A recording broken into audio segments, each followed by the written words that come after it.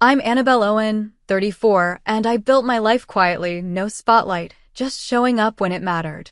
For years, I was the one who stayed, caring for my grandfather through his final years while my brother collected praise from a distance. But when he told me I wasn't worthy of speaking at our grandfather's funeral, I made a choice that changed everything. Ever been dismissed by someone you sacrificed everything for? If so, drop your story in the comments. You're not alone. Before we dive in, let me know where you're watching from. And if you've ever had to stand your ground after being pushed aside, hit like and subscribe for more true stories about boundaries, betrayal, and quiet strength. What happened next caught everyone off guard. My name is Annabelle Owen, and if you'd asked me 5 years ago, I would have told you my family was close. Dysfunctional, maybe. A little uneven. But close. It took a funeral, my grandfather's funeral, to show me just how far the cracks had spread. Before I tell you what happened the day a 4-star general walked into that church and sat down beside me, let me know in the comments if you've ever been pushed aside by your own family, and hit that like button if you were told to stay quiet while someone else took the credit. Growing up, I never thought much about favoritism. I knew my older brother Ryan was my dad's shadow, star athlete, Marine officer, promoted early, always sending home photos in full dress uniform. I was the artsy one, the quiet one. Good grades, reliable, but not flashy. I didn't mind, not really. Not until it started affecting how people treated me. My parents had 2 kids, but only ever bragged about one. We lived in Southern Virginia, just outside of Norfolk. Our family dinners were the kind of traditional, sit-down affairs where the conversation revolved around Ryan's latest accomplishment.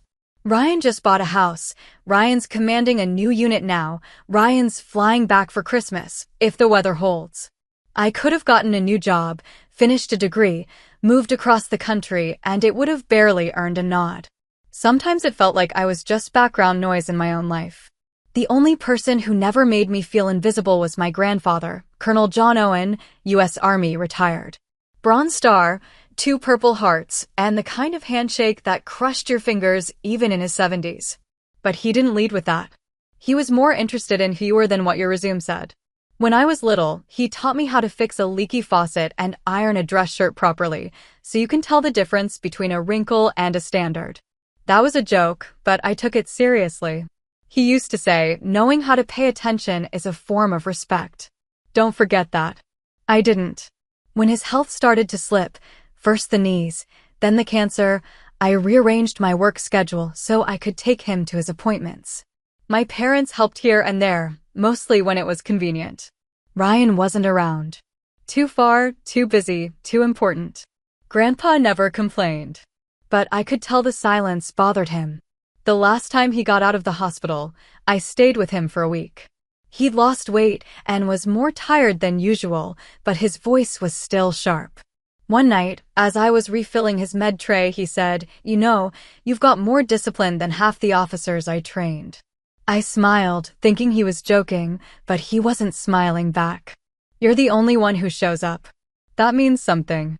Then he reached for my hand, his grip weaker than I remembered, and said, "Don't let anyone tell you you don't belong at my funeral. You hear me?" At the time, I thought it was just an odd thing to say. He wasn't dying. Not yet. We had time. But I nodded and I held on to those words. I didn't know I'd need them. Ryan and I weren't close. We used to be when we were kids. He taught me how to ride a bike. Once, in high school, he punched a guy for talking about me in the locker room. But something shifted after he joined the military. He came back with a sharper edge, more serious. Our conversations became infrequent and formal, like he was performing a role even with me. I figured it was the distance, the deployments, the pressure. I never blamed him for pulling away. I just hoped, eventually, we'd get back to who we were. That never happened. When Grandpa's diagnosis turned terminal, I was the one who stayed overnight in the hospital. I was the one who filled out his advance directives, who explained them to my parents when they didn't understand the language. I was the one who cleaned out his house, arranged hospice, coordinated with the VA, made sure he had the flag he wanted for his final resting place. I don't say this for credit. I say it because it's what happened. No one asked me to do those things. I just did them. Someone had to. I told Ryan what was going on. Texted him updates. Let him know when it was getting close. He responded with thanks or appreciate the update. Never called. Never asked if I needed anything. But I still kept him in the loop because I thought it was the right thing to do. I thought he'd want the chance to say goodbye. He flew in 2 days before Grandpa passed. The first time I saw him at the house, he walked in wearing his dress blues, said he'd come straight from a retirement ceremony. Our mom greeted him like he'd returned from war. Dad clapped him on the back. I stood in the kitchen, invisible again. When he finally turned to me, he just said, "Hey, Annabelle. Thanks for holding down the fort." That was it. After Grandpa passed, we sat in the living room to talk about funeral arrangements. I had already spoken to the chaplain and the funeral home, confirmed the burial site at Arlington, and submitted the paperwork for full military honors. Ryan listened quietly, then cleared his throat and said, "I think I should be the one to speak at the service." I nodded, waiting for him to go on. He did. "I mean, I'm the ranking officer in the family. It makes sense. A military funeral should be handled with the right tone. We can't have mixed messages." Then he looked directly at me. "No offense, but I don't think you're the right person to deliver anything formal." I didn't respond right away. I wanted to think I misheard him. But my mother added, "Ryan's right. He knew what kind of legacy your grandfather wanted to leave behind. A strong one. Military. Respected." I stared at them both. Then at my father, who didn't say a word. And suddenly, I understood. They had already decided. My relationship with Grandpa, the years of caretaking, the quiet sacrifices, none of it mattered. In their eyes, I hadn't earned the right to speak. "You're not exactly qualified," Ryan added, as if reading my expression. "It's not personal." I remember nodding slowly, not because I agreed, but because I didn't trust myself to speak. I left the room a few minutes later and made a phone call. It wasn't to fight back. It wasn't to demand anything. I just wanted one person, one voice, to show up in that room and recognize what I had done. Not for attention. Not for applause. But because my grandfather had told me once, respect isn't inherited. It's demonstrated. And I had demonstrated it. Over and over again. What happened at the funeral was something I never could have predicted. But when that general walked into the church, straight-backed and quiet, and took a seat beside me, everything changed. Not just in the room, but in the story my family had been telling themselves for years. And that's when the silence started to say more than any eulogy ever could. When Grandpa's health started declining, it didn't happen all at once. It was subtle at first, forgetting where he put things, stumbling over words he used to recite from memory. He was still sharp in spirit, still full of quiet pride and dry humor, but his body was giving out faster than any of us expected. The doctors said it was a combination of his age, chemo side effects, and years of accumulated wear. He brushed it off. Spent years marching through jungles and deserts. He told me one morning while adjusting the elastic on his blood pressure cuff, "This is nothing." But it wasn't nothing. It was the beginning of the end, and I think we both knew it. I took a leave from work to move into his house. My manager wasn't thrilled, but I didn't ask for permission. I just said I'd take PTO and unpaid days if needed. I packed a few bags, filled a prescription folder, and started my new routine, morning meds, check-ins with hospice, keeping track of his appetite and pain levels, walking his dog, changing bed linens, monitoring for side effects, trying to keep him laughing. Even a little. No one really said thank you. My mom called once to check in, mostly to ask if the freezer was still stocked with the meals she'd dropped off a month earlier. My dad said, "Just let us know if you need anything," but when I asked him to pick up a new raised toilet seat from the VA center, he said he was too swamped and maybe I could get it delivered instead. My brother? He texted once during that first week, "Appreciate you handling this. Let me know if it gets too heavy." That was it. When Ryan finally did fly in, 2 weeks before Grandpa passed, he stayed for less than 48 hours. He arrived with a duffel bag and full uniform, even though he had no official obligations. I asked him why he brought the uniform. He shrugged and said, thought he'd want to see it one last time.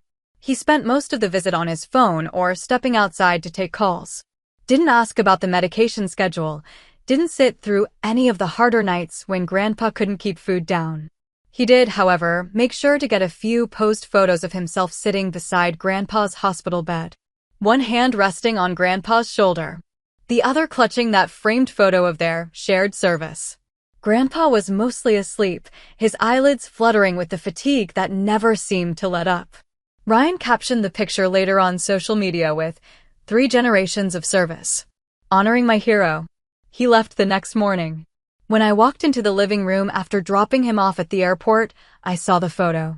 He had left it sitting on the mantel, framed, angled carefully toward the room, like an exhibit. Grandpa looked like a ghost in the picture. I stood there for a long time, staring at it. Something about it didn't sit right, but I couldn't name it yet. The next time we had a family dinner, a rare occasion we were all in the same room, Ryan brought it up. We were eating spaghetti and garlic bread like it was any other Tuesday night, and he launched into a story about his recent training rotation. Grandpa would have loved it, he said, twirling his fork slowly. Tactical drills, leadership rotations. Real stuff. Not just admin work. I nodded, not looking up. Then he turned to me and smiled. Guess you probably wouldn't know how to speak at a military funeral, huh? It was said like a joke, like a dig between siblings, but it landed wrong. My fork paused midair. No one laughed, not even him. But no one said anything either. I forced a smile and kept chewing. Later, I thought maybe I was being overly sensitive. Maybe he didn't mean anything by it. Maybe I was tired. But that night I lay awake and I heard the line again, the way his voice lowered slightly, the way his eyes flicked to our parents as he said it. And I realized it wasn't a joke. It was positioning. He was already laying the groundwork, marking territory, claiming the story as his. The next few weeks were quiet. I stayed with Grandpa full-time. He slept more than he was awake. He started slurring words. He forgot what month it was. But on the better days, he still knew me. Still cracked jokes. Still held my hand with a strength that surprised me. Ryan called once more. Asked if I'd had time to collect Grandpa's medals for the display case. I said I had. Then he started listing off the ones he thought should be included. Bronze Star, Purple Hearts, a campaign ribbon from Korea he thought was in the attic. I listened quietly. Just want to make sure it's done right, he said. You know, not just a bunch of photos and flowers. I didn't say anything. He continued, I mean, people are going to expect a real military presence at the funeral. Grandpa earned that. He also earned not being turned into a symbol, I said, before I could stop myself. There was a pause on the line. Then, what's that supposed to mean? I said I had to go. The nurse had just arrived. That was a lie. I just couldn't hear his voice anymore. When I hung up, I stood by the kitchen sink and tried to breathe. It wasn't that I disagreed with honoring Grandpa's military service. Of course not. But Ryan was turning it into a brand. Into an image. And that image didn't have room for me. That became clearer at the next family gathering. Ryan had emailed an early draft of the funeral program, unprompted. He had formatted it like a formal ceremony. American flag watermark. Bold serif font. List of speakers, Chaplain Matthews, Lieutenant Colonel Ryan Owen, retired. No mention of anyone else. When I asked if there was going to be an open reflection portion for the rest of the family, he looked confused. Well, he said, I figured it'd be more cohesive this way. Don't want it to run long. We only have the space for 90 minutes. Mom chimed in, Ryan's just trying to make sure it's respectful. I said nothing. Because at that point, what was there to say? I sat in silence as they discussed the color of the flower arrangements, the placement of the flag, whether the honor guard should fire 3 rounds or 5. Ryan spoke with certainty. My parents nodded like he was the only one who had ever worn a uniform, even though Grandpa used to say I was the only one in the family who actually listened to his war stories without interrupting. The moment that cemented everything came a few days later, during a phone call between my mom and me. I had just gotten back from another overnight at the hospice center. I told her Grandpa had asked about Ryan. She paused. He really looks up to your brother. I didn't say anything. Then she added, it's nice to know someone's carrying on the legacy. The words landed like a weight on my chest. Not because I needed recognition, but because they were rewriting the story in real time and I was being erased from it. I had been there for every appointment, every emergency call, every moment of clarity and confusion. And still, somehow, I wasn't part of the legacy. Just the footnote in someone else's chapter. It was in that moment, holding the phone to my ear, listening to my mother's voice fade into casual commentary about the eulogy, that I finally understood. They had already decided who the story belonged to. And it wasn't me. 2 days after Grandpa died, my phone rang at exactly 6 p.m. It was a group call, my mom, Dad, and Ryan. The tone was set before a single word was spoken. No one asked how I was doing. No one mentioned that I'd been the one holding his hand when he took his last breath. My mom opened with, "We thought it would be best to coordinate funeral details as a family." But it didn't feel like coordination. It felt like a formality. A decision already made, being delivered under the illusion of discussion. Ryan took over, like always. His voice was even rehearsed. "I'll be handling the eulogy. The military rep has confirmed my speaking slot, and I've drafted remarks that cover his service record, family life, and core values. If there's anything specific you think should be included, you can email it to me." I waited for the part where he said we could all share something. I waited for him to mention Grandpa's storytelling, his Sunday crossword habit, the time he built me a dollhouse from scratch because I hated the plastic ones. But that part never came. "Only you?" I asked, keeping my voice calm. He didn't hesitate. "It makes the most sense." "Why?" There was a pause. Then he said it. "Because you're not exactly qualified to speak on behalf of someone like Grandpa." I didn't respond right away. I couldn't. My mouth opened, but nothing came out. I looked down at the table in front of me, at the folder of discharge papers, medical directives, and VA forms I'd filled out myself. I thought about the nights I sat beside Grandpa's bed when he cried out from phantom pain in his amputated leg. The time I spoon-fed him soup he couldn't hold down. The day he forgot who I was and then wept when he remembered. "You think I'm not qualified," I repeated. "This is about honor," Ryan said. "About representing him properly." You wouldn't get it. It wasn't even anger that came first. It was disbelief. Cold, blank disbelief. I tried to form a sentence, any sentence, but before I could, my mother jumped in. "Let's not make this about ego, Annabelle. This is a difficult time. Everyone's grieving." Grieving wasn't the word for what I felt. It was something sharper. A kind of grief that didn't come from loss, but from being cut out of the story entirely. Not just as a speaker, but as someone who mattered to him. To them. I looked at the phone. I listened to them continue, talking logistics, time slots, seating charts, floral arrangements. My name wasn't mentioned again. And in that silence, something snapped. Not loudly, not all at once. But quietly, a small shift I felt in my chest, like a wire pulled too tight finally giving way. I didn't say goodbye. I just hung up. Then I stared at the screen for a long time. I don't know what I was waiting for. Maybe a call back. Maybe someone to realize what had just happened. But the phone stayed silent. The silence was its own kind of message. I got up, walked to the kitchen, and filled the kettle. The act of boiling water felt grounding, mechanical. I didn't want to cry. I didn't even want to scream. I wanted to disappear. Because that's what they'd already done to me. Made me disappear. Rewritten history as if I hadn't been there. As if I hadn't shown up for Grandpa in the ways that actually mattered. The kettle clicked off. I didn't touch it. Instead, I walked to my desk, opened the bottom drawer, and pulled out a business card. Cream-colored, thick paper stock. No title. Just a name, General Matthew K. Wexler, Ret., and a number underneath. Grandpa had given it to me 2 years ago after a VA benefit meeting where General Wexler had shown up to advocate for better end-of-life resources. He was retired now, a man with quiet authority and an odd fondness for lemon tea. I'd seen him a few times. Once he brought Grandpa a signed photo from their unit reunion, even though Grandpa hadn't been able to attend.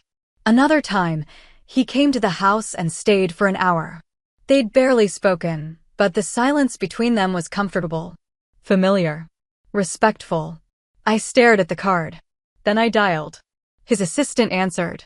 I explained who I was, that I was calling about John Owen. She put me on hold, and less than a minute later, I heard his voice. "Annabelle," he said. "Not Ms. Owen. Not, who is this? Just my name." He remembered. "I'm sorry to call like this," I said. I didn't know who else to. I heard he passed," he said gently. "I'm very sorry." "Thank you." I didn't know how to start. So I just said it. My brother's giving the only eulogy. There was a pause. "And," he said. "And, they told me I'm not qualified to speak." He didn't say anything for a long time. "Then, do you want to speak?"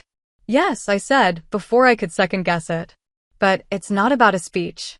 It's not even about me, really. It's just, they're pretending like I wasn't there." Another pause. "Then, I remember you at the house. You were always taking notes, making sure John didn't forget appointments. I remember thinking he trusted you." "He did," I said quietly. Then he said something I didn't expect. "Send me the details." I hesitated. "I'm not asking you to do anything." "I know you're not," he said. "But I'm going to show up anyway." I didn't cry until after the call ended. That night, I sat in the living room with the lights off. I didn't write a eulogy. I didn't rehearse any speech. I just sat with the silence, the grief, the dull ache of being erased. And in that stillness, I promised myself one thing: I would show up. Even if it wasn't on the program. Even if they didn't acknowledge me. Even if all I did was sit in the front pew and hold my head high. I would not disappear. Because he had seen me. And now, someone else did too. The morning after the call with General Wexler, I didn't feel triumphant. I didn't even feel relieved. I felt suspended. Like I was stuck in this strange, quiet space between what I had hoped would happen and what actually did. There was no fight, no dramatic confrontation. Just a phone call that lasted under 5 minutes and shifted everything. I hadn't told anyone about it. Not my parents. Not Ryan. I wasn't even sure I would. It felt too fragile. Too private. Like if I spoke it out loud, it might disappear. Instead, I went about the next few days doing what I always did, the logistics. I confirmed the burial plot with the cemetery office. I finalized the obituary draft I'd written 2 weeks earlier when Grandpa was still alive but fading. I coordinated transportation for 2 of his army buddies who were flying in from Texas. None of these tasks were asked of me. No one thanked me. But that wasn't why I was doing it. One night, I found myself organizing Grandpa's old records again. Discharge papers, service medals, citations.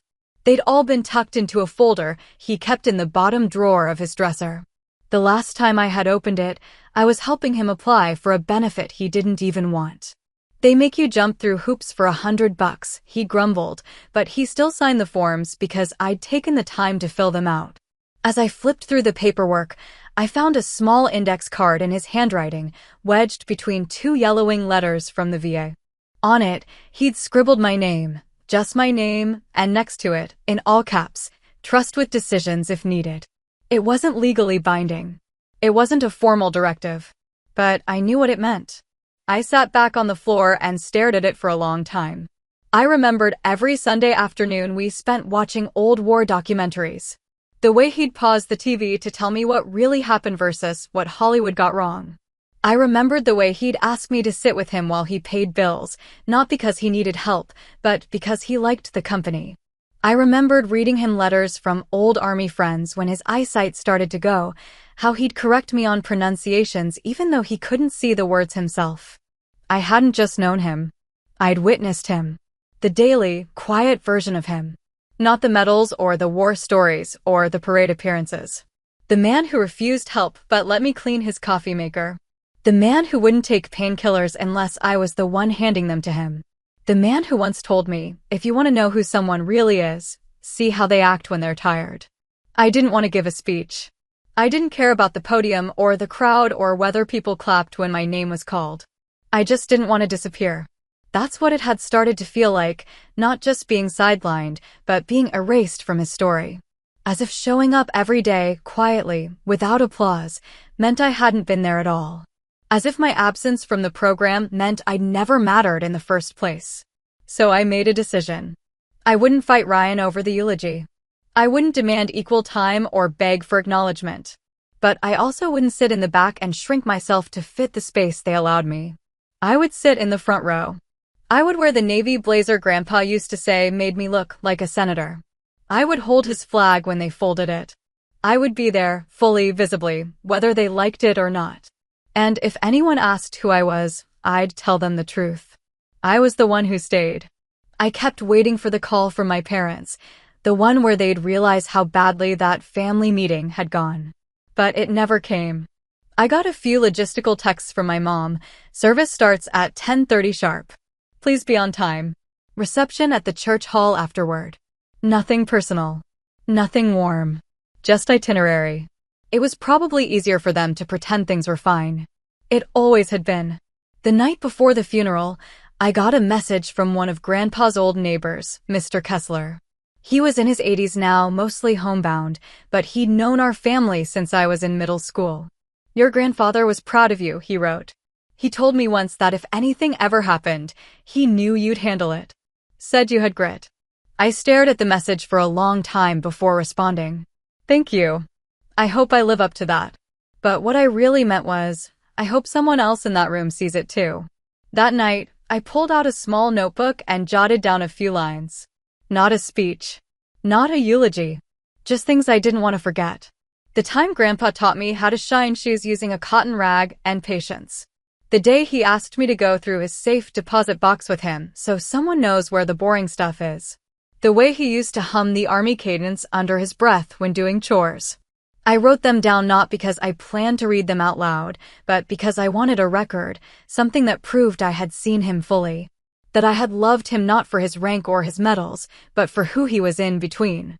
Before I went to bed, I laid out my clothes. The navy blazer, a black dress, low heels.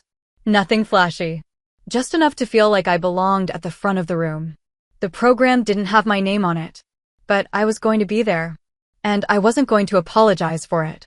Whatever happened tomorrow, whatever looks Ryan gave me, whatever side comments my parents made, I was going to show up. Not out of spite. Not to make a point. Just because Grandpa would have wanted me there. And because for once, I wanted to take up space, without needing someone else to approve of it. The morning of the funeral, I arrived at the church 45 minutes early. The sanctuary was still mostly empty, just a few early arrivals murmuring to each other in low tones. The flower arrangements hadn't even been fully set out yet. I took a seat in the front row, second from the center aisle, and rested my hands on my lap. Calm. Composed. I wasn't trying to make a statement. I just wanted to be where Grandpa would have seen me. I hadn't told anyone General Wexler was coming. Not Ryan. Not my parents. Not even the funeral coordinator. I didn't need permission to invite someone who had shared a deeper, longer friendship with my grandfather than anyone in that church probably realized. And I knew what his presence would mean. Not theatrics. Not disruption. Just visibility. Quiet, undeniable visibility. The sanctuary filled up slowly. Distant relatives I hadn't seen in years. Old neighbors. A few men I recognized from the VFW hall. Some of Grandpa's army buddies from the retirement community shuffled in wearing medals pinned to their jackets and dress hats tucked respectfully under their arms. I caught sight of my parents entering from the back. My mom wore a tailored black dress with a silk scarf knotted at her throat. My dad was in a gray suit, already fussing with the buttons on his sleeves. They didn't see me at first. They hovered near the entryway, chatting with people they knew, accepting hugs, making solemn small talk. Then my mom's eyes scanned the front rows and locked on mine. Her mouth tightened slightly, but she didn't say anything. They took seats 2 rows behind me. Ryan arrived 10 minutes before the service began. Punctual, confident, and very much aware of his own image. He walked in wearing his formal Marine dress uniform, the one with the ribbons perfectly arranged and the polished shoes that echoed across the stone floor. People turned to look as he entered, which I'm sure was exactly what he wanted. He nodded at a few guests, clapped a hand on someone's shoulder, shook the pastor's hand like a visiting dignitary. When he saw me in the front row, his eyebrows raised just slightly. A flash of something, confusion, maybe irritation, passed across his face, but he didn't stop. He walked right past and took his place at the front near the pulpit, pulling a folded speech from the inside pocket of his jacket. He didn't acknowledge me. The chaplain greeted the crowd. He gave a standard opening, comforting, respectful, warm. A hymn played. A cousin read a Bible verse. And then the chaplain announced that Lieutenant Colonel Ryan Owen would be offering the eulogy. Ryan stood, smoothed his jacket, and stepped toward the podium. That's when the doors at the back of the church opened. I didn't turn to look. I didn't need to. I heard it first, the quiet shift in the room, the subtle rustle of movement as people turned their heads, the small gasp from somewhere on the left side of the pews. Then the sound of heels clicking in precise rhythm against the stone floor. I felt him before I saw him. General Wexler walked down the center aisle with the kind of presence that didn't need introduction. Full dress uniform, for stars gleaming, posture straight despite his age. No entourage. No announcement. Just gravity. And recognition. He passed row after row without breaking stride and came to a stop beside my pew. I looked up at him. He met my eyes, nodded once, not formally, not ceremoniously, but with quiet recognition, and then sat down next to me. He didn't look at Ryan. He didn't have to. Ryan froze at the podium. For the first time since he walked in, he looked uncertain. His gaze flicked between me and the general. I saw the moment he understood. The color drained from his face. His hand, the one holding his speech, trembled slightly. He cleared his throat. "Thank you all for coming to honor our grandfather, Colonel John Owen," he began. He was a patriot, a leader, and a man of deep integrity. His words sounded practiced, memorized, detached. He spoke in long, flowing sentences about valor and service, about duty and sacrifice. He recited Grandpa's deployments, his medals, his rank, his official commendations. It was polished. It was respectful. But it was empty. He never mentioned the way Grandpa fell asleep to radio baseball games because the announcers' voices reminded him of when he was stationed overseas. He didn't mention the coffee cup Grandpa refused to replace even though the handle had broken off. He didn't mention the photo in Grandpa's wallet, the one he carried for 40 years, of my grandmother laughing in the snow. He didn't mention anything that felt real. And people felt it. The room was still, but not in a reverent way. More like in a holding pattern. Waiting. Listening politely, but not connecting. When Ryan finished, he stepped back from the podium and gave a short nod. There was a light scattering of applause, the kind people offer more out of obligation than emotion. He returned to his seat across the aisle. The chaplain stood again. At this time, we will invite anyone who would like to share a memory of Colonel Owen to do so. Ryan stiffened. That part hadn't been in the program he'd circulated.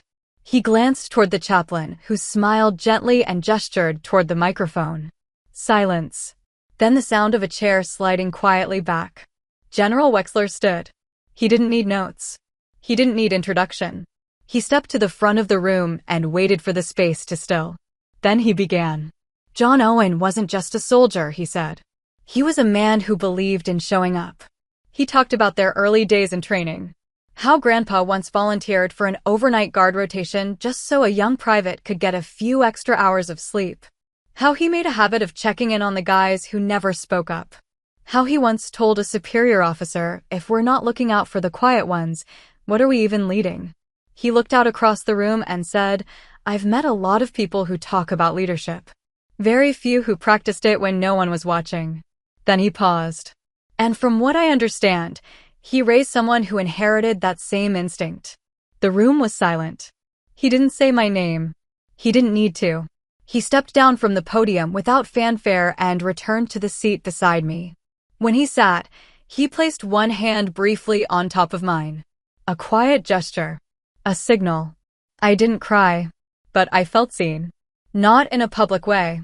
Not in a spotlight way. In a way that was just real. Ryan didn't speak again. He didn't come over after the service. He stayed near the back of the reception hall, surrounded by people asking about his uniform, his deployments, his rank. But no one asked him about Grandpa. They asked me. A woman I didn't recognize came up to me near the dessert table and said, I heard you were the one who took care of him near the end. He talked about you. Another man leaned in and said, "You're the granddaughter who stayed, right?" I just nodded. There was no confrontation. No dramatic reckoning. Just a quiet shift. And from that moment forward, they couldn't pretend I hadn't been part of the story. Because now everyone had seen it for themselves. For the rest of the service, my brother sat stone still in his seat. Not sulking, not glaring, just blank. Like someone realizing too late that the part he auditioned for had already been filled. The program continued as planned. But the mood in the room had shifted. Not because of anything dramatic. There was no confrontation, no storming out. Just a quiet realignment. A subtle pivot in where people were looking and who they were now listening to. The reception was held in the church hall just across the parking lot. Folding tables lined with finger foods, pots of coffee, and framed photos of Grandpa that Ryan had insisted we display. Most of them were from the military years.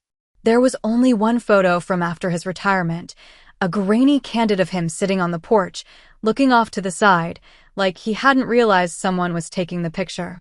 I'd taken that photo. I remember the moment clearly. We'd just finished fixing the porch railing, and he was telling me a story about the time he almost got court-martialed for speaking up during a mission briefing. Timing is everything, he'd said, grinning, before going quiet. That photo captured him better than all the formal portraits combined. People started to approach me during the reception, a slow trickle at first, then more. A few of Grandpa's old army friends introduced themselves. One of them, a man named Wallace, said, "He talked about you. Said you were the only one who knew how to get the damn VA to do anything useful." I smiled, surprised. "He said that?" Wallace nodded. "Said you filled out the forms before he even asked. Said you had follow-through, which, coming from him, was the highest compliment you could get." I thanked him, and he moved on. But that small exchange stayed with me. My parents hovered near the dessert table, greeting people as they came and went. My mom glanced over at me now and then, but never approached. My dad stayed focused on the coffee, refilling cups and avoiding conversation unless absolutely necessary. Neither of them mentioned the general. Neither asked why he'd sat beside me. It was as if pretending they hadn't noticed him was easier than facing what his presence had clarified. Ryan stayed near the back, surrounded by people who'd come to shake his hand, thank him for his service, ask about his latest posting. He played the part well, gracious, humble, even self-deprecating. But his eyes didn't light up. His posture had wilted, slightly. There was a stiffness in the way he held himself that hadn't been there before. At one point, I walked past him to get a glass of water. We made brief eye contact. He nodded once, tight-lipped, but didn't say anything. I didn't stop. I didn't owe him the first word. I wasn't angry anymore. Just tired. That evening, after everyone had left, I stayed behind to help clean up. The church staff offered, but I waved them off. I wanted the quiet. The chance to reset. I moved between tables, gathering crumpled napkins and empty cups, slowly bringing order back to the space. I was halfway through stacking chairs when someone approached from behind. "I didn't expect him to come," Ryan said. I turned. He stood there, jacket folded over his arm, tie loosened. He looked smaller than he had that morning. Less polished. "I didn't think you'd want him there," I replied. He rubbed the back of his neck. I didn't. We stood in silence for a moment. "I'm guessing you invited him," he said. I nodded. "I called him after our family meeting." Ryan let out a short breath. Not angry, not surprised. Just quiet. He looked down at the floor. "He didn't even mention me," he said, more to himself than to me. I didn't respond. After a pause, he added, "His speech, yours, whatever that was, it landed." I didn't correct him. I hadn't spoken. I hadn't given a speech. But I'd been seen. Ryan looked up at me, something shifting behind his eyes. Regret, maybe. Or embarrassment. I didn't think it would matter. "You not speaking, I mean." "I know," I said. He nodded slowly. But it did. And that was the closest thing to an apology I'd ever get from him. After the funeral, things didn't go back to normal because there had never really been a normal to begin with. But the balance shifted. Quietly over time. Ryan didn't call me after the service. Neither did my parents. But word spread, from the general, from the people at the reception, from those who had seen what happened in that room. I started getting small notes from people who had known Grandpa through the VA, or the church, or old Army circles. Notes that said, "Thank you for being there for him," or "He spoke about you often."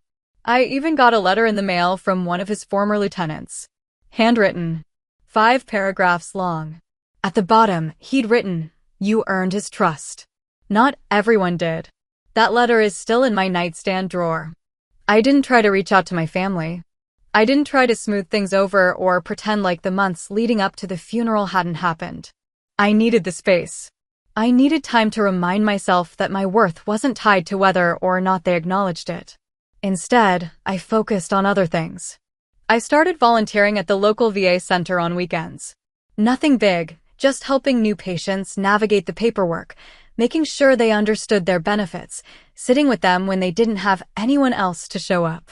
It felt right. Familiar. At first, I didn't tell anyone. But one day, the director of the center asked if I'd consider running a small caregiver training series. Just a few evenings. Practical tips. Real talk. He said, "You've clearly been in it. You get it." So I said yes. I think that was when I started to feel something shift inside me, not a reinvention, but a realignment. Like I'd found a place where the skills I'd used quietly, invisibly, for years, actually mattered. A few weeks later, I got a letter in the mail from General Wexler. A simple white envelope with a military postmark. Inside was a typed note, "Annabelle, legacy isn't a story you inherit. It's the work you do when no one is watching. You honored your grandfather in ways that don't need ceremony. But I hope you know what you did mattered." To him. And to those of us who saw it. With respect, M.K. Wexler, I folded the letter carefully and slid it into the same drawer as the one from the lieutenant. And then I sat down at my desk and finally wrote my own words, not a eulogy, not a speech, but a record. Of the man who taught me how to pay attention. And of the quiet ways he showed up, even when no one noticed. It wasn't about closure. I don't think I believe in that anymore. It was about truth. And claiming my place in it. He left without saying a word. Not a nod, not a glance. Just disappeared into the crowd after the service, still in his uniform, shoes echoing against the church floor like punctuation. And just like that, he was gone. I wasn't surprised. The first message came exactly 8 days later. Mid-morning. I was sitting at my kitchen table with the VA benefits form open in one tab and my email half-drafted when my phone buzzed. It was from Ryan. "I didn't know you'd done all that for him," it read. No greeting. No punctuation. Just that. I stared at it for a while, unsure what to do. There was no question mark. Nothing to answer. Just a sentence, flat, factual, and dropped into my inbox like a rock. I didn't reply. Not out of pettiness. I just didn't have anything to give him. Not yet. For years, he hadn't seen me. Not when I took time off work to shuttle Grandpa to the VA. Not when I spent evenings reviewing insurance documents he refused to look at. Not even when I slept on that couch for days when Grandpa was too weak to stand.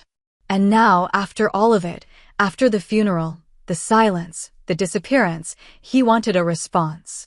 A summary. A shortcut. I closed the message and went back to my form. Weeks passed. Then months.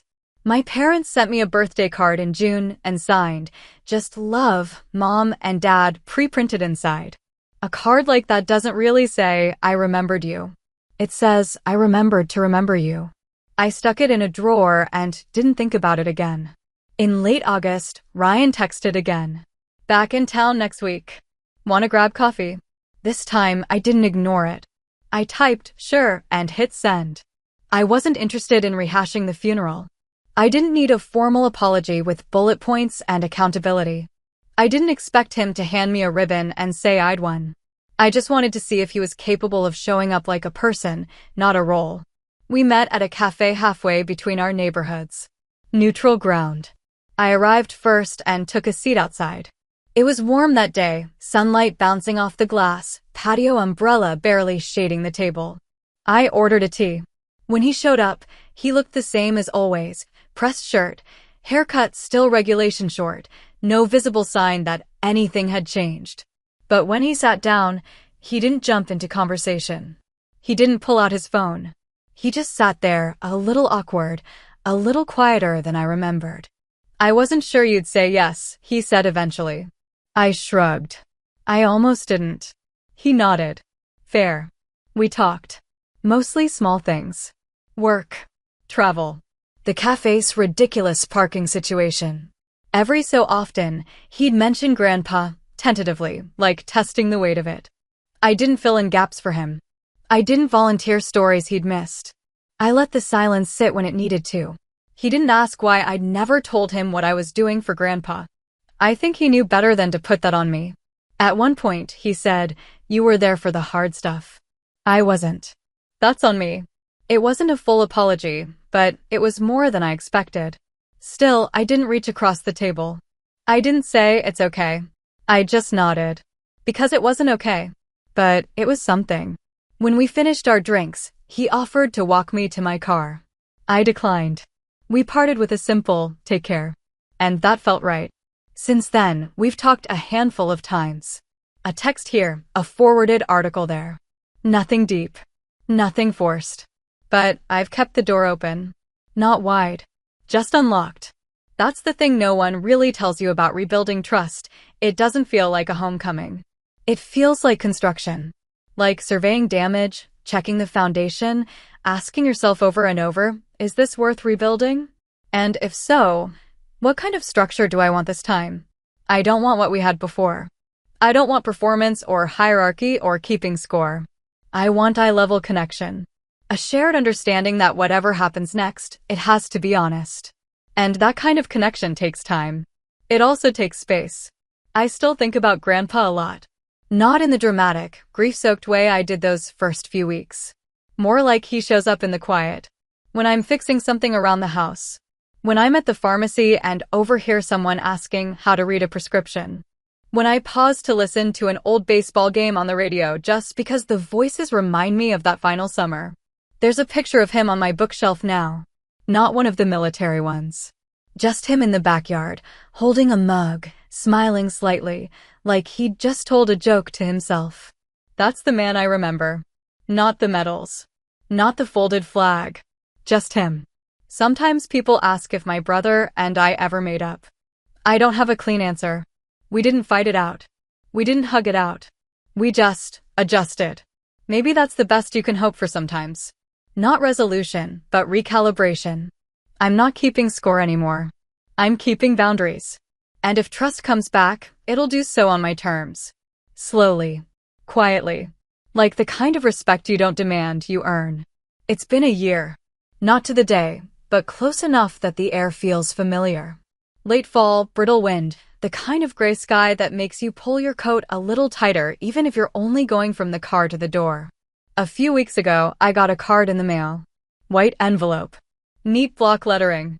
Inside, a simple note on official stationery. From General Wexler. Still thinking of him. Still grateful for you. Hope you're well, Annabelle. There was no signature beyond that, just initials at the bottom and a PS. You ever change your mind about DC, let me know. I smiled when I read it. Not because I planned on taking him up on that old suggestion, the veterans liaison role he once floated half seriously after the funeral, but because I appreciated the gesture. The quiet continuation. A thread that never unraveled. Most things didn't stay that neat after Grandpa died. The day after the funeral, everything went still for a while. The logistics ended. The visitors stopped. The tasks ran out. And then came the real work, the kind with no forms to file or thank you notes to send. I kept volunteering at the VA center. Nothing big. Just small, consistent things. Printing handouts, walking first-time visitors through paperwork, sitting with families who weren't sure what came next. Eventually, I started helping with a new caregiver program, one that wasn't about giving speeches or writing manuals, but about listening. Asking the right questions. Being the person who didn't flinch when someone said, "I'm tired and I don't know if I can do this anymore." The first time someone cried in front of me, I didn't say anything profound. I just stayed. And that turned out to be enough. Sometimes people ask why I do it. I don't give them a long explanation. I don't tell them about the months I spent being invisible, or the way the general's hand on mine during the funeral felt like an anchor. I just say, it's meaningful to me. Because it is. I never wanted a spotlight. I didn't need applause or recognition or a seat at the podium. I just didn't want to be erased. And I wasn't. People remember more than we think. Not always loudly. Not always in the moment. But eventually, in the quiet ways that matter. A few months ago, I ran into someone from the funeral, a woman I hadn't seen since that day. She was leaving the VA building as I arrived. We recognized each other at the same time. "You're John Owen's granddaughter, right?" she said. "The one who sat with him near the end." I nodded. "He talked about you," she said. "Said you were the reason he got through the red tape. Called you his secret weapon." I laughed. "He actually said that?" She smiled. "More than once." I didn't know what to say. So I just thanked her and watched as she walked off into the parking lot. That's how it's been, quiet, subtle echoes. A name remembered. A story retold. A look of recognition from someone who hadn't said anything before. Ryan and I talk now and then. Nothing deep. Usually short texts. Holidays. The occasional article he thinks I'll like. We're not close, but we're not hostile. Just distant in the way people become when the scaffolding that once held up their dynamic is gone. He's moved back across the country. Took a new position. From what I can tell, he's doing fine. He doesn't bring up the funeral anymore. Neither do I. There's no rivalry now. No debate over who carries Grandpa's memory or who gets to speak for it. Because the truth is, no one owns a legacy. Not entirely. Some people inherit medals or stories. Others inherit trust. I got the latter. It didn't come with instructions. It didn't come with public recognition. It came with the way he looked at me when I handed him his morning coffee. The way he asked me to review his will. The way he'd say, "You're here," like it was the most reassuring thing in the world. I used to think legacy was something you built through titles or achievements, a speech, a plaque, a mention in a program. But now I know better. Legacy is what remains in the people who are actually paying attention. And I was. There's a photo on my dresser now. It's not a formal portrait. Just Grandpa in his backyard, holding that old mug, the one with the chipped rim. I keep it next to my keys. Not because I need a daily reminder, but because I like starting the day with him nearby. Every Veterans Day, I place a small flag beside his gravestone. I don't post about it. I don't take photos. I just go. Alone. Quietly. Sometimes I bring a thermos of coffee and sit for a while. Not because I'm hoping for a sign or some grand emotional release. Just because that's what we used to do. Sit. Talk. Or not talk. One time, a few months back, I ran into Wallace, one of Grandpa's Army friends, outside the VA center. He looked older, a little slower, but he still remembered me. He said, "Your grandpa used to say, she doesn't flinch. That's what makes her different." I didn't know he said that. I just nodded. That's the part that stayed with me.